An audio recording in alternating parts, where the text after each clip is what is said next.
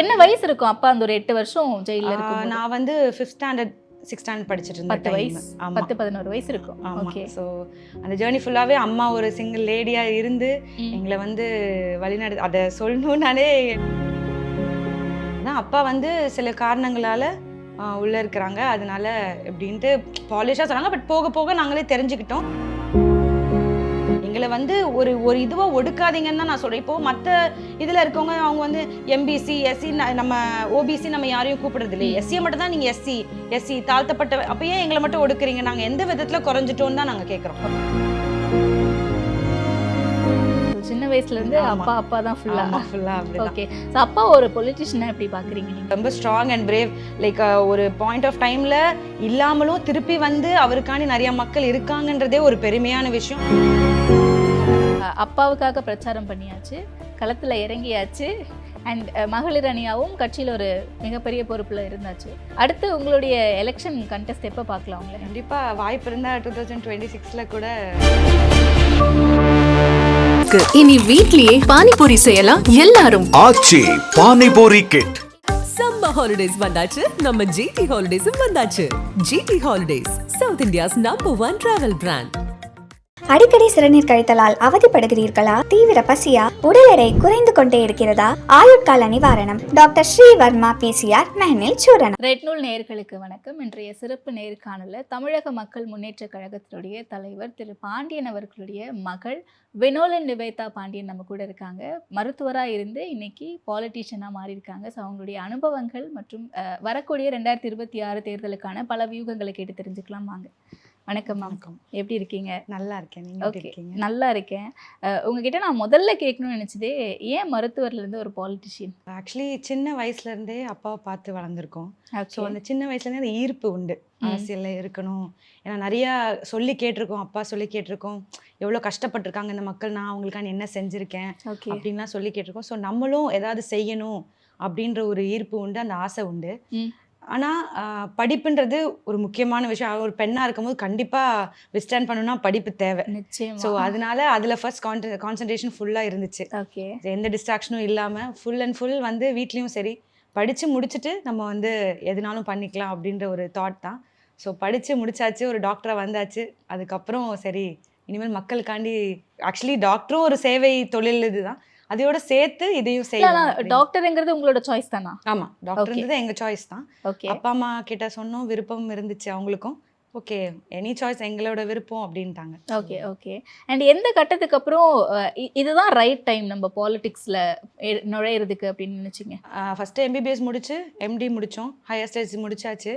And எல்லாம் முடிச்சதுக்கப்புறம் சரி பாலிடிக்ஸ் போகலாம் அப்படி, அது படிப்பு முடிச்சதுக்கப்புறம் எக்ஸாக்டாக ஓகே அது பண்ணல. அப்பாவுக்கு ஒரு பேக் போனா இருக்கணும் அப்படின்ற ஒரு தாட்டும் இருந்துச்சு. Okay okay.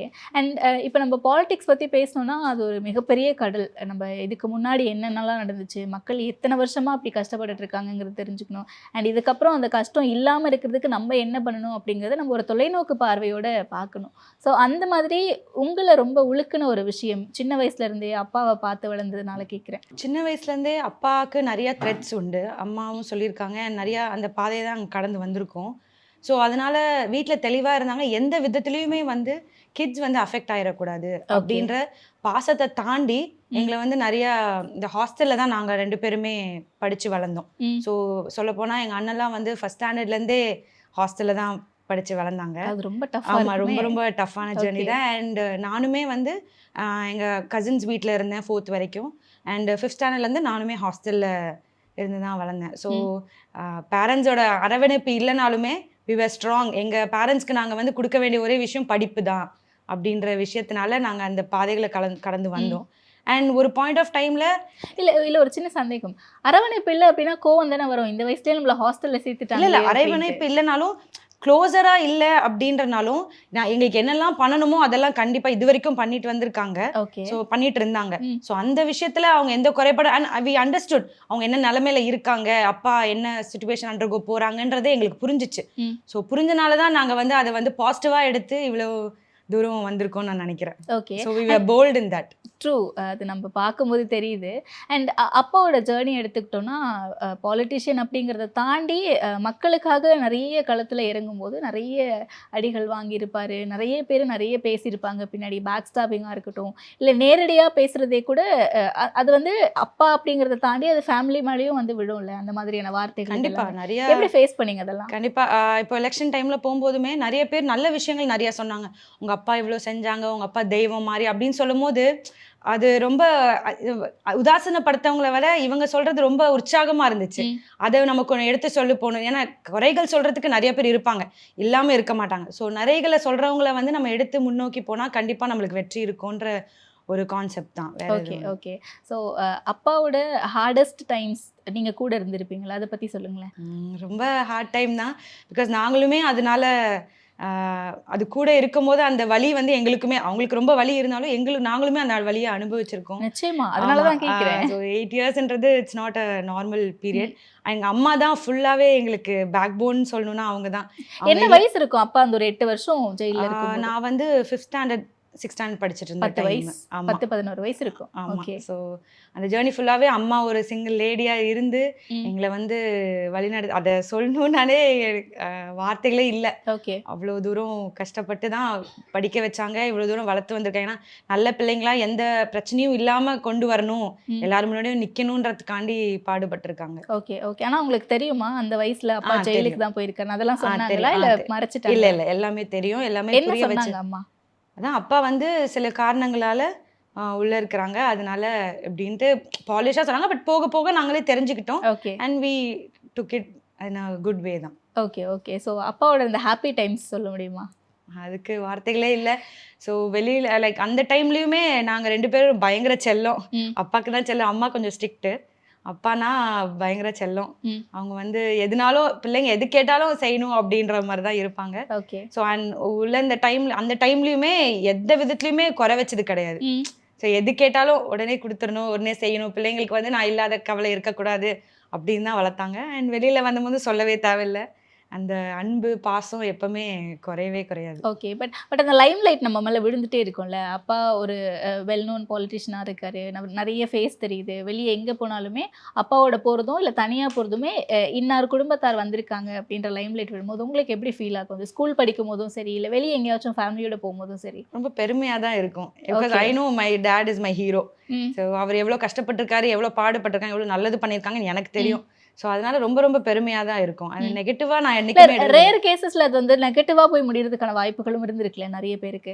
எனக்கு டைரெக்டாக எந்த அஃபெக்ட் பண்ணது கிடையாது. ஓகே. ஸோ எல்லாருமே வந்து நல்ல விதத்தில் தான் பழக, நம்மளும் நல்ல விதத்தில் தான் பழகியிருக்கோம். ஸோ அதனால என்ன அது அவ்வளோவா அஃபெக்ட் பண்ணலை. Okay okay. ஸோ சின்ன வயசுலேருந்து அப்பா தான் ஃபுல்லாக அப்படி. ஓகே. ஸோ அப்பா ஒரு பொலிட்டிஷியனாக எப்படி பார்க்குறீங்க நீங்கள்? ரொம்ப ரொம்ப ஸ்ட்ராங் அண்ட் பிரேவ். லைக் ஒரு பாயிண்ட் ஆஃப் டைமில் இல்லாமலும் திருப்பி வந்து அவருக்காண்டி நிறைய மக்கள் இருக்காங்கன்றதே ஒரு பெருமையான விஷயம். பட் அப்போ அவ்வளோ பாடுபட்டிருக்காங்க அந்த மக்களுக்காண்டின்னு தான் சொல்லணும். அண்ட் எலெக்ஷன்லேயும் பார்க்கணும், நிறைய பேர் வந்து இங்கே உட்காந்தாங்க, இங்கே சாப்பிட்டாங்க. அப்படி லைக் இந்த சூழ்நிலையில் வந்து கீழே தட்டத்துலேருந்து வந்தவங்க அப்படின்னா அப்பா இருக்கிறாங்கன்னும் போது ரொம்ப ரொம்ப பெருமையாக இருக்குது, மக்களோடு மக்களாக இருக்கிறாங்க அப்படின்னும் போது. ஓகே. ஸோ இப்போ நீங்கள் வந்து பாலிட்டிக்ஸ்குள்ளே வரணும் அப்படிங்கிறத சூஸ் பண்ணிட்டீங்க. பட் எந்த பாயிண்ட் வந்து உங்களை பாலிட்டிக்ஸ்குள்ளே நகர்த்துச்சு அப்படிங்கிறத தாண்டி நீங்கள் அந்த டெசிஷனை எப்படி அவ்வளோ போல்டாக எடுத்தீங்கன்னா, பெண்கள் மேலே வர்றதே கஷ்டம், அதுவும் அரசியலா அப்படின்னா பொண்ணுங்கள்லாம் அரசியலுக்கு வரணுமா அப்படிங்கிறதுக்கு இன்னுமே வந்து நம்ம 50 விழுக்காடு தொடரல, 33% தான் இருக்குது. அதுவுமே இன்னும் எடுத்துகிட்டு வரல. ஸோ எப்படி அதை சூஸ் பண்ணீங்க? அதான் வாய்ஸ் லைக் அவங்களுக்கான அந்த வலியை வந்து யாராவது ஒருத்தர் சொல்லணும். ஸோ பெண்களோட வலி வந்து பெண்களுக்கு தான் தெரியும், வேற யாரும் அதை பெஸ்ட்டாக சொல்ல முடியாது. அண்ட் எங்கள் அம்மாவை பார்த்து நான் வளர்ந்துருக்கேன். ஸோ எங்கள் அம்மா எவ்வளோ கஷ்டப்பட்டிருக்காங்க, அப்பா இல்லாத டைம்லையும் இந்த கட்சியை வந்து நடத்திட்டு வந்ததே அம்மா தான். ஸோ அவங்க அவ்வளோ போல்டாக தனியாக நின்று நடத்தியிருக்காங்க. ஸோ அந்த இன்ஸ்பிரேஷனும் நிறையவே இருக்குது. ஸோ அவங்கள மாதிரி இருக்கணும், அவங்கள மாதிரி நம்ம வரணும், அவங்களுக்கு சப்போர்ட்டாக இருக்கணும் அப்படின்னு தான் நான் பார்த்து வளர்ந்தேன். ஸோ இப்போ பயங்கர ஸ்ட்ராங் லேடியாக அவங்கள அசைக்க முடியாத லேடியாக இருக்கிறாங்க. ஸோ ஓகே அவங்கள கொஞ்சமாவது நம்ம இருக்கணும் அப்படின்ற ஒரு இன்ஸ்பிரேஷன் தான். ஓகேனா சொல்லியே ஆகணும்ல, அப்பா ஆமா. எங்கே போனாலுமே அவரோட ஸ்பீச்ல இருந்து எல்லாமே மாசாக தான் இருக்கும். அண்ட் நீங்கள் அது போகும்போது மைண்டில் வச்சுட்டு தான் போவீங்களா எங்கே வெளியே போனாலுமே after entering into the politics? ஆமாம், கண்டிப்பாக அப்பாவோட இது கொஞ்சம் அவ்வளோ தூரத்துக்கு நம்மளுக்கு பண்ண முடியலனாலும் கொஞ்சமாவது அவங்களோட இது வரணும்னு தான் ஆசைப்படுவேன். அவங்கள மாதிரி வரணும் கண்டிப்பாக. அந்த ஸ்பீச்லையும் சரி செய்கையிலும் சரி அவங்கள மாதிரி இருக்கணும்னு ரொம்ப ஆசைப்படுறேன். எப்போதுலேருந்து அப்பாவை ரொம்ப கீனாக வாட்ச் பண்ண ஆரம்பிச்சிங்க பாலிடிக்ஸில்? பாலிடிக்ஸில் எக்மோர் எலெக்ஷன்ஸ்க்கு அப்புறம் அந்த அந்த எலெக்ஷன்லேருந்து இந்த ரீசெண்டாக 2021 அதுலேருந்து கொஞ்சம் கொஞ்சமாக அப்பா கூட லைக் முன்னாடியே பாலிடிக்ஸ் தெரியும், கட்சி விஷயம் பண்ணுவாங்க, வீட்டில் பேசுவாங்க, அப்போ தெரியும். பட் ஃபுல்லாக என்ட்ராகி களத்தில் போகணும் அப்படின்றது வந்தது 2021. ஓகே, 2021 ஒர்க் பண்ணியிருக்கீங்களா? ஒர்க் பண்ணியிருக்கேன், தொகுதிக்கெலாம் போயிருக்கேன். ஸோ மக்களோட மக்களாக இருந்திருக்கேன். ரொம்ப ஃபியூரியஸாக இது ஆனது வந்து இப்போது தென்காசி தொகுதியில். Okay okay. ஸோ அந்த எக்ஸ்பீரியன்ஸ் எப்படி இருந்துச்சு? 2021க்கும் 24க்கும் நிறைய சேஞ்சஸ் தெரிஞ்சிருக்கும்ல. ஏன்னா முதல்ல நீங்கள் களத்துக்கு போகிறீங்க 21ல். 24ல் ஒரு எக்ஸ்பீரியன்ஸ் இருக்கும்ல, மக்களை எப்படி பார்க்குறது, எப்படி அணுகிறது, அவங்கள்ட்ட எப்படி பேசுறது அப்படிங்கிறது ஓரளவுக்கு ஒரு எக்ஸ்பீரியன்ஸ் வந்திருக்கும் உங்களுக்கு 24ல். கண்டிப்பாக. ஸோ எப்படி இருந்துச்சு அந்த டிஃப்ரென்ஸ் பற்றி சொல்லுங்க. நிறையவே டிஃப்ரென்ஸ் இருந்துச்சு. பிகாஸ் சிட்டியில் இருக்கிறதுக்கும் கிராமத்து பீப்புளுக்கும் நிறைய டிஃப்ரென்ஸ் இருக்கும்ல. ஸோ அவங்க உணர்ச்சிகள் வந்து வேற மாதிரி இருக்கும். நம்மளை அரவணைக்கிற விதம் எல்லாமே ரொம்ப ரொம்ப டிஃப்ரெண்ட்டாக நம்ம கூட உட்காந்து ஒரு குடும்பம் மாதிரி பேசின மாதிரியே இருந்துச்சு. வாமா, எப்படி இருக்க, சாப்பிடுமா, அந்த மாதிரி சொல்லும் போது ரொம்ப ரொம்ப ஹாப்பியாக இருந்துச்சு. ஓகே, அது வந்து ரொம்ப ரொம்ப டிஃப்ரெண்ட்டாக இருந்துச்சு. Okay okay. ஸோ அப்பாவோட எக்ஸ்பீரியன்ஸ் என்னவா இருந்துச்சு? நீங்கள் வந்து அப்பாவை அட்மையர் பண்ணி அப்பாவோட போகிறீங்க, ட்ராவல் பண்ணுறீங்க, பாலிடிக்ஸில் வந்துட்டீங்க. பட் என்னோட பொண்ணு களத்தில் நிற்கிறாங்க, எனக்காக வந்து பிரச்சாரம் பண்ணுறாங்கன்னும் போது அப்பாவோட ரியாக்ஷன் எப்படி அப்பாவுக்கு இருந்துச்சு? ரொம்ப ரொம்ப சந்தோஷம் தான். ஓகே, போல்டாக இருக்கணும், தைரியமாக பேசி எதனாலும் தைரியமாக ஃபேஸ் பண்ணு அப்படின்னு தான் சொல்லி தான் வளர்த்துருக்காங்க.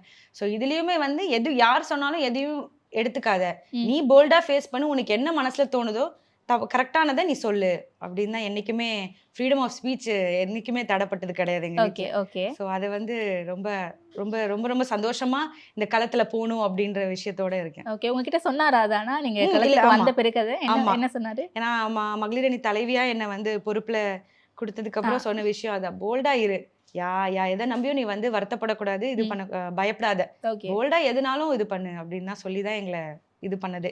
Okay okay. ஸோ உங்களுக்கு அப்பா தான் full and full inspiration. Okay, அம்மாவும் சொல்லணும். ஏன்னா ஆஸ் அ லேடி ஒரு பொண்ணு வந்து அம்மா கிட்ட தானே ரொம்ப க்ளோஸாக இருப்பாங்க. லைக் சில விஷயங்கள் அப்படி இருக்கும்போது அம்மாவும் நிறைய அட்வைஸ் பண்ணியிருக்காங்க. Okay okay.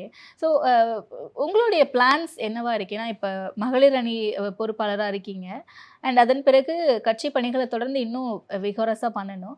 அண்ட் 2026 எலெக்ஷனுக்கும் ரொம்ப நாள்லாம் கிடையாது, எக்ஸாக்டாக இன்னும் கரெக்டாக 1 இயர் தான் இருக்குது. ஸோ இந்த 1 இயரில் என்ன மாதிரியான பிளான்ஸ் வச்சுருக்கீங்க? கட்சி கட்டமைப்பு அண்ட் மாநாடு வச்சுருக்கோம் இப்போது ஆகஸ்ட் 24 சமூக சமத்துவ மாநாடு திண்டுக்கல்ல. ஸோ அதற்கான பணிகள் போயிட்டுருக்கு. And follow by elections. So தொகுதிகள் கிட்ட போய் மக்களை போய் பார்த்து அவங்க கூட இருந்து அவங்க கஷ்டங்கள் நஷ்டங்கள் தெரிஞ்சு அதுக்கேற்ற மாதிரி வேலை செய்யணுன்ற ஒரு எண்ணத்தோடு தான் இருக்கிறோம். ஓகே, பட் தமிழக மக்கள் முன்னேற்ற கழகத்தினுடைய அலையன்ஸ் அப்படிங்கிறது எப்படி இருக்கும் அப்படிங்கிறது ஒரு கொஸ்டின் இருக்கும்ல. என்டிஏ அலைன்ஸ்ல இன்டாக்டா இருக்கீங்க, ஆனா பட் அதிமுக திரும்பவும் வராங்க அப்படின்னும் 2021லயே அதிமுகவோட முரண்றது தானே வெளியே வந்து என்டிஏல சேர்ந்தது. ஸோ எப்படி புரிஞ்சுக்கலாம் 26ல இது எப்படி இருக்கும்? அப்படியே தான் இருக்குமா கூட்டணி? தெரியல, பிகாஸ் இப்போதைக்கு நாங்கள் என்டிஏல தான் இருக்கிறோம். ஸோ அது மாற கூட வாய்ப்பு இருக்கு. அவங்க நிறைய கூட்டணிகள் சேர்ந்தா நம்மளுக்கு பலமா தானே இருக்கும். ஸோ நிறைய இது சேர்ந்தா நம்மளுக்கு கட்சியின் பலம் வலுப்படும் தான் நான் சொல்றேன். ஸோ எப்படி வேணா மாறலாம். ஸோ அந்த டைம்ல தான் அது தெரியும். இப்போதைக்கு நாங்கள் என்டிஏல தான் இருக்கோம். இல்லை இப்போதைக்கு இருக்கீங்க, நான் அப்படி கேட்கல. பட் அது அப்பாவோட டெசிஷனா மட்டும்தான் இருக்குமா, இல்லை ஒரு மகளிர் அணி தலைவியா? இல்லை, எங்களோட ஒப்பீனியன்ஸ் எல்லாரும் இந்த உயர்மட்ட குழுன்னு ஒரு குழுவை கேட்டு தான் கண்டிப்பாக டிசைட் பண்ணுவாங்க. ஓகே. ஸோ செயற்குழு பொறுப்பாளர்கள்லாம் கேட்டு அது எப்பவுமே போன எலெக்ஷன்லையும் சரி எல்லா எலெக்ஷன்ஸுமே இது வரைக்கும் இப்போ தென்காசி நின்று போல ஓன் சாய்ஸே கிடையாது. எப்பவுமே வந்து குழுவை கேட்டு தான் டிசைட் பண்ணுவாங்க. ஓகே. ஸோ கண்டிப்பாக எங்களோட பாட்டு அதில் இருக்கும். ஓகே. ஸோ 2000ல் தொடங்கப்பட்ட கட்சி இன்னைக்கு நம்ம 2025ல் பேசிட்டு இருக்கோம். கிட்டத்தட்ட ஒரு வெள்ளி விழாவும் சேர்ந்து தான் அந்த மாநாடு, வெள்ளி விழா மாநாடுன்னு தான் வைக்கிறோம். நிச்சயமா அந்த கிட்டத்தட்ட ஒரு ஜென்ரேஷனே முடிய போகுது. ஆனால் எலெக்ஷன்ல கண்டெஸ்ட் பண்ணது எல்லாமே வந்து பார்த்தீங்கன்னா தோல்விகளில் தான் முடிஞ்சிருக்கு. ஸோ என்னைக்காவது தோல்வியை கண்டு பேசியிருக்காரா அப்போ உங்ககிட்ட? இல்ல தோல்விகள்னு சொல்ல முடியாது. அது வந்து ஒரு ஸ்டெப் டு சக்சஸ்ன்னு தான் நாங்க பார்க்குறோம். ம். கண்டிப்பா தோல்விகள் வந்து கஷ்டமா தான் இருக்கும். ஆனா அதனால சோர்ந்து போயிட்டா நம்ம வந்து அடைய வேண்டிய லட்சியத்த நம்ம அடைய முடியாதுல்ல. ஓகே. ஸோ கண்டிப்பா நாங்க வந்து இப்போ எவ்வளோ தோல்விகள் வந்தாலுமே நாங்க சக்சஸ் நோக்கி தான் பயணம். ஓகே. அப்பாவுக்காக பிரச்சாரம் பண்ணியாச்சு. களத்துல இறங்கியாச்சு. அண்ட் மகளிர் அணியாவும் கட்சியில ஒரு மிகப்பெரிய பொறுப்புல இருக்கீங்க. அடுத்து உங்களுடைய எலெக்ஷன் கண்டெஸ்ட் எப்ப பார்க்கலாம் உங்கள? எப்ப கண்டெஸ்ட் பண்ணுவீங்க? கண்டிப்பா வாய்ப்பு இருந்தா 2026ல கூட கண்டெஸ்ட் பண்ற இது இருக்கு. So okay. எல்லாரும் அதுக்கு விருப்ப மனு எல்லாரும் இது ஒத்துழைச்சாங்க. இல்ல அப்பா விருப்பப்பட்டாங்கன்னா கண்டிப்பா கண்டெஸ்ட் பண்ணுவேன். ஓகே. ஸோ உங்களுடைய பிளான்ஸ்னு ஒண்ணு இருக்கும்ல. கண்டெஸ்ட் பண்ணா, இந்த மாதிரியான ஒரு இடத்துல கண்டெஸ்ட் பண்ணா நல்லா இருக்கும் அப்படின்னு சொல்லிட்டு. இப்ப சிட்டியா இருக்கலாம். அதான் ரூரல் ஏரியாஸா பார்க்குறீங்களா? இல்ல வந்து சிட்டி மாதிரி சென்னைக்குள்ள ஏதாவது ஒரு தொகுதி அந்த மாதிரி பார்க்குறீங்களா? உங்களோட ஐடியான்னு ஒண்ணு இருக்கும்ல. தொலைநோக்கு பார்வையோட நம்ம யோசிக்கும்போது, இந்த மக்கள் இங்க கஷ்டப்படுறாங்க, விளிம்பு நிலையில இருக்காங்க. இவங்களுக்கு சப்போர்ட் பண்ணா கண்டிப்பா நல்லா இருக்கும் அப்படின்ற மாதிரி. இல்ல நான் இன்ஃப்ராஸ்ட்ரக்சர் பில்ட் பண்றதுக்கு சிட்டிஸ் மாதிரியான சிட்டி இல்ல நான் கான்ஸ்டிட்யூன்சி சவுத் சைடு தான் ஆசைப்படுறேன். பிகாஸ் அவங்களோட கஷ்டங்கள்லாம் நம்ம பார்த்துருக்கோம். நான் பிறந்து வளர்ந்த ஊரே அங்கதான். ஸோ அதனால எனக்கு தெரியும் எப்படி இருக்கு. அவங்களுக்கு வாய்ஸ் அவுட் பண்ணணும், அவங்களுக்காண்டி ஒருத்தர் பேசணும் அப்படின்ற ஆர்வமும் ஆசையும் நிறையவே இருக்கு. So okay. அந்த சைடு தான் இருக்கணும்னு ஆசைப்படுறேன். ஓகே. ஆனா சவுத்த பொறுத்த வரைக்கும் நிறைய சாதி ரீதியான பிரச்சனைகள் அதிகமா இருக்குன்னு சொல்லுவாங்களே. இதெல்லாம் எப்படி கட்டுக்குள்ள கொண்டு வர போறீங்க? சாதி ரீதியா இருந்தாலும் கஷ்டம்ன்றது எல்லாருக்கும், வலின்றது எல்லாருக்கும் ஒண்ணுதான். ம். ஸோ ஆஸ் அ டாக்டர் அந்த வலியை புரிஞ்சுக்க முடியும்னு நான் நினைக்கிறேன். பிசிக்கல் வலி எனக்கு புரியும். ஸோ அரசியல்னும் போது அவங்களோட மென்டல் பெயினையும் என்னால் புரிஞ்சுக்க முடியும்னு நினைக்கிறேன். ஸோ அதனால கண்டிப்பா அவங்களுக்காண்டி நான் பாடுபடுவேன். எனக்கும் கண்டிப்பா மக்கள் துணையா இருப்பாங்க. ஓகே. நான் இன்னொன்று கேட்கணும்னு நினச்சேன். அப்பா அம்மா மட்டுமே இன்ஸ்பிரேஷனாக இருக்க முடியாதுல்ல. பாலிடிக்ஸ் இப்போ நம்ம திரைப்படமே பார்க்குறோன்னா ஒரு நடிகர் மட்டுமே பிடிக்கும்னு கடந்து போயிட முடியாது. பல நடிகர்களை நம்ம ரசிப்போம். ஆனால் பிடிச்சது என்னமோ ஒருத்தர் தான் இருப்போம். அந்த மாதிரி நீங்கள் ரசித்த பாலிட்டிஷியன்ஸ் யாராவது இருக்காங்க? அதான் ஜெயலலிதா அம்மா தான். ஏற்கனவே பல இன்டர்வியூலும் சொல்லியிருக்கேன். ஓகே. அவங்கள ரொம்ப ரொம்ப ரசிச்சிருக்கேன். ஏன்னா ஆஸ் அ லேடி அவங்க வந்து பிரமிப்பை கொடுத்துருக்காங்க எனக்கு. அவங்களோட பாதை, அவங்கள அம்மான்னு சொல்றதுக்கு அந்த வார்த்தைக்கான உண்மையான இது வந்து அவங்களுக்கு இருக்குன்னு நான் நினைக்கிறேன். So Okay. அவங்கள மாதிரி இருக்கணும், அவங்கள மாதிரி வரணும். ம். அவங்க பேச்சு எல்லாமே, அவங்க ஆளுமை எல்லாமே ரொம்ப பார்த்து வியந்திருக்கேன். ஓகே. ஸோ ஸ்டேட்டில் தமிழ்நாட்டில் அவங்க ஒருத்தர் மட்டும்தானா? தமிழ்நாட்டில் அப்புறம் தமிழை கொண்டு போகணுன்னா கலைஞர் அவங்கள சொல்லலாம். ஓகே. தமிழை எப்படி நம்ம ருசிச்சு பார்க்கணும், அந்த மொழியை வந்து அழியாம விடணும் அப்படின்ற கவிதைகள் அந்த விதத்துல வந்து அவங்கள ரொம்ப பார்த்துருக்கேன். ஆளுமையில இவங்களையும் நான் ரொம்ப ரசிச்சிருக்கேன். ஓகே. ஸோ சென்ட்ரல் லெவலில் சொல்லணும்னா யாரை சொல்லுவீங்க? சென்ட்ரல்ல இப்போ மோடிஜியை சொல்லலாம். ஓகே. ஏன்னா அவங்களுக்கு அவங்க வந்ததுக்கு அப்புறம் இப்போ இந்தியால ஒரு இம்ப்ரூவ்மெண்ட் ஆயிருக்கு. கண்டிப்பா எல்லா உலக அளவுல நம்ம இம்ப்ரூவ் ஆயிருக்கும். ம். ஸோ அதை வந்து இது வரைக்கும் ஆகாதது இப்போ ஆயிருக்கிறது வந்து ரொம்ப பெருமையா இருக்கு. ஓகே. ஆனால் தமிழ்நாட்டை பொறுத்த வரைக்கும் பிஜேபியாக இருக்கட்டும் இல்லை மோடி அவர்களாக இருக்கட்டும் ஏதோ ஒரு முரண் இருந்துக்கிட்டே இருக்குல்ல. பாஜகவால் இங்கே ஜெயிக்க முடியாது அப்படின்ட்டு எவ்வளோ பெரிய கூட்டணி வச்சாலும் என்டிஏ தமிழ்நாடு மக்கள் ஏற்றுக்க மாட்டாங்க அப்படின்ட்டு. இதெல்லாமே நீங்கள் எப்படி பார்க்குறீங்க? உங்களுடைய பெர்ஸ்பெக்டிவ் என்னவா இருக்குது? இல்ல அது வந்து அரசியல் பண்றாங்கன்னு தான் நான் சொல்லணும். பிகாஸ் ஒருத்தவங்க வந்து நல்லது பண்ணா அது இன்னொருத்தவங்களுக்கு பிடிக்காது. ம். ஸோ அவங்க வந்து அது முரண்பாடா எடுத்துக்கிறாங்கன்னு தான் சொல்லணும். நல்ல விஷயங்களை எடுத்து நல்ல விஷயங்களை கொண்டு செல்லணும்னு தான் நினைக்கிறேன். ம். இப்போ நிறைய இப்போ மும்மொழி கொள்கையே கொண்டு வராங்க. அது நல்ல விஷயம், நம்மளுக்கு நல்லது தான் சொல்லியிருக்காங்க. ஆனா அது அவங்க வந்து எதிர்த்து இல்ல நான் இந்தி திணிப்பு பண்றாங்க அப்படின்னு தவறான ஒரு இதை பரப்புறாங்க. அது தேவையில்லை, அரசியல் படுத்த வேண்டாம்னு தான் சொல்றேன். ஓகே. இல்லை ஆனால் எவ்வளோ அரசியல் பண்ணாலுமே இங்கே வாக்கு செலுத்துறதுங்கிறது மக்கள் தானே. அரசியல் பண்ணுறாங்கன்னு தெரிஞ்சும் மக்கள் ஏன் வாக்களிக்க போகிறாங்க? மக்கள் வந்து புரிஞ்சுப்பாங்க. ஏன்னா இப்ப முன்னாடி பிஜேபி வந்து இங்க இல்ல. முன்னாடி ஆனா கடந்த ஆண்டு போன தேர்தல்ல வந்து அவங்க கண்டிப்பா வளர்ந்துருக்காங்கன்னு தான் சொல்லணும். ம். ஸோ இன்னும் வளர்ச்சி அடைஞ்சுக்கிட்டே இருப்பாங்கன்னு தான் நான் சொல்றேன். அவங்க நல்ல விஷயங்களை எடுத்து செல்ல வேண்டியது நம்ம கடமை. ம். சென்ட்ரலோ ஸ்டேட்டோ யார் நல்ல விஷயம் பண்ணாலும் அதை நம்ம எடுத்துட்டு செல்லணும். ம். அதை கொண்டு போய் சேர்த்து அவங்கள வந்து புரிய வைக்க வேண்டியது நம்ம கடமையா இருக்குன்னு நான் நினைக்கிறேன். ஓகே. இங்கே தமிழ்நாட்டில் என்னென்ன தேவைகள் இருக்குன்னு நீங்கள் பார்க்குறீங்க? நிறைய தேவைகள் இருக்கு. ஒரு ஊர் எடுத்துக்கிட்டா ஒரு ஊருக்கு ஸ்பெசிஃபிக்கா ஒரு பிரச்சனை இருக்கு. இப்போ ஓவராலா பார்க்கும்போது பாலியல் வன்கொடுமை இருக்கு. ம். அதை நம்ம கண்டிப்பா பேச வேண்டிய ஒரு விஷயமா இருக்கு. அதுக்கு நல்ல சட்டத்தை கொண்டு வந்து ம். அது கடுமையாக்கணும்னு நினைக்கிறேன். ஓகே. அப்புறம் நிறைய இப்போ படுகொலைகள் நிறைய நடக்குது. நம்ம சகோதரர்கள் படுகொலைகள் பண்றாங்க. ஸோ அதுக்கு ஒரு தீர்வு காணணும். இந்த மாதிரி நிறைய விஷயங்கள் இருக்கு. தண்ணீர் பிரச்சனை இருக்கு. மழை காலம் வந்தா வெள்ளம் அதிகமா வெள்ள நடக்குது. பாதிப்புகள். ஆமா, பாதிப்பு இருக்கு. ஸோ அது மாதிரி நிறைய பிரச்சனைகள் இருக்குது. எல்லாத்தையும் ஒரு ஒரு இதுவாக நம்ம போய் தீர்த்து வைக்கணும்னு நான் நினைக்கிறேன். ஓகே, சாதிய பிரச்சனைகள் சொல்லுவீங்கன்னு நினச்சாலும் தான் நான் அதை கேட்டேன். ஏன்னா இங்கே தொடர்ந்து சாதிய பிரச்சனைகளாக இருக்கட்டும், இல்லை ஆணவ படுகொலைகளாக இருக்கட்டும், தொடர்ந்து நடந்துக்கிட்டே தான் இருக்குது. அண்ட் அப்பா நீண்ட காலமாக போராடிக்கிட்டு இருக்காரு. தேவேந்திர குல வேளாளர் அப்படின்ற ஒரு சமூகத்துக்குள்ளே எல்லாரையுமே கொண்டு வரணும் அப்படின்னு சொல்லிட்டு. உங்களுடைய பெர்ஸ்பெக்டிவ் என்ன இதில்? கண்டிப்பாக. ஏன்னா தாழ்த்தப்பட்டவர்கள்னு சொல்லி தான் அவங்கள வந்து ஒடுக்குறாங்க. ஸோ பட்டியல் வெளியேற்றம்ன்றது வந்து நாங்கள் ஒரு நேர்மையான விஷயமா தான் கேட்குறோம். இன்னும் வந்து தாழ்த்தப்பட்டவங்கன்னு சொல்லாமல் எங்களுக்கு தனி ஒதுக்கீடு தாங்க, எங்களுக்கு தனியாக எங்களை பட்டியல் விட்டு வெளியே கொண்டு வாங்க, அவங்கள உயர்த்துங்கன்னு தான் நம்ம சொல்கிறோம்.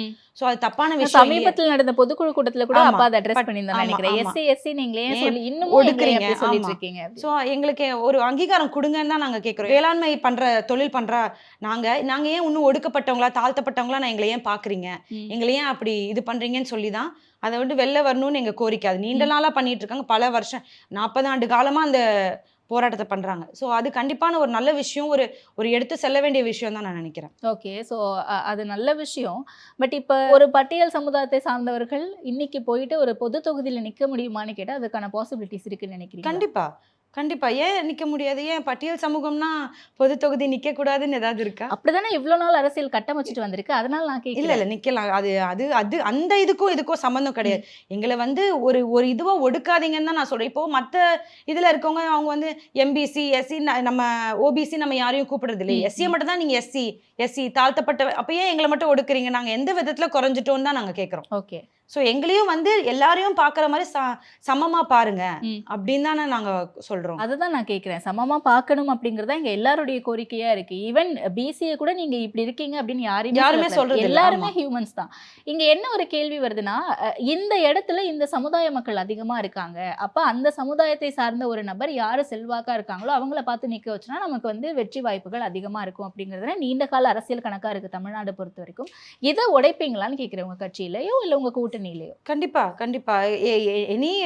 நான் பொது தொகுதியில கொடுத்தாலும் நாங்க நிக்க தயாரா தான் இருக்கோம். ஸோ அதனால வந்து இங்கே தான் நிற்போம், எஸ்சி தொகுதியில தான் நிற்போம் அப்படின்லாம் கிடையாது. மக்களுக்காண்டி குரல் நம்ம நிக்கிறதுக்கு தயாரா இருக்கும். நீங்க நிக்கிறதுக்கு தயாரா இருக்கீங்க.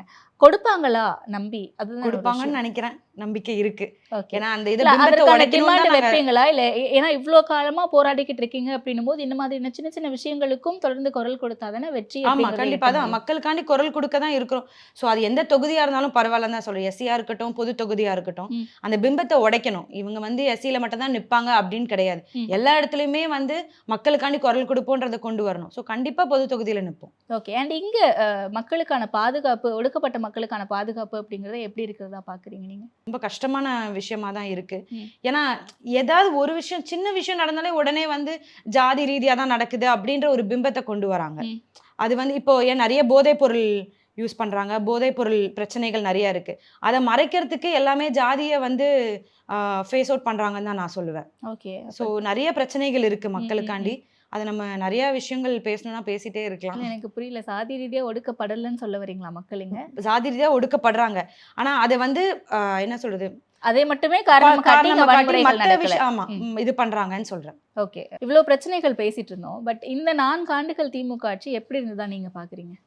ரொம்ப வருத்தம் அளிக்குது. ஏன்னா இப்போ ரீசெண்டாக ஊழல், அந்த டாஸ்மார்க் ஊழல், அதில் 1000 கோடின்றாங்க, அதுக்கு மேலேயும் இருக்குன்றாங்க. ஸோ மக்களின் நிலை வந்து ரொம்ப பரிதாபமாக இருக்குது. அண்ட் பெண்களின் பாலியல் வன்கொடுமை நிறையா. இப்போ ரீசெண்டாக கூட ஈரோட்டில் நினைக்கிறேன், அந்த காரில் வந்து பட்ட பகலில் கொலை பண்ணுறாங்க. அந்த இதெல்லாம் ரொம்ப ரொம்ப அப்போது இங்கே வந்து கட்டுப்பாடு இல்லைன்னு தானே அர்த்தம்.